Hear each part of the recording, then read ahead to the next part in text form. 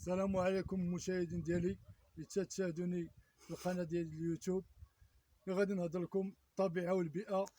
تتشوفوا هاد المناظر اللي هي زوينه، هانتوما الطبيعه، وتتشاهدوا داك الواد الحار اللي هو تيتشكاو منه جميع الساكنه، اللي هي ساكنه طريق اقيقاي.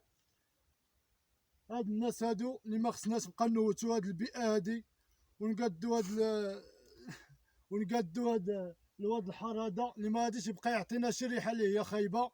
وخصنا نبقى نجلسو في المناظر اللي هي زوينه بحال هاد المناظر هادي. هانتوما تشاهدوا الناس اللي تيجلسوا مع والديهم والناس ديالهم وتيجلسوا تيشموا شويه د الهواء ويتشمسوا شويه.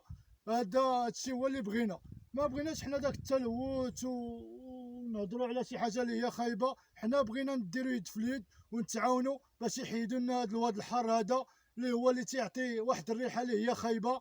وتنتمنى ان شاء الله ربي ما يخيبناش باش نديرو يد في يد ونتعاونوا مع هاد الناس هادو اللي ما غاديش تبقى تعطيهم هاد الريحه اللي تيجلسوا في الطبيعه. هانتوما شو على طبيعه اللي هي زوينه وارض فلاحيه اللي هي ارض زوينه، وخصهم اللي يبقاو يقابلوها بشويه د الماء وكذا. وان شاء الله وعطنا يا ربي يعطينا شويه الشتا ان شاء الله باش ينوض شويه الزراعه والناس تبقى تخدم شويه. وهادشي اللي بغينا حتى حنا من هاد الناس هادو اللي غادي يتعاونوا معنا ويديروا يد في يد. وشكرا بزاف، وما تنساوناش ابوني وجيم وكومونتير. وشكرا بزاف على هاد الفيديو هذا، وغادي تشاهدوا معنا ان شاء الله.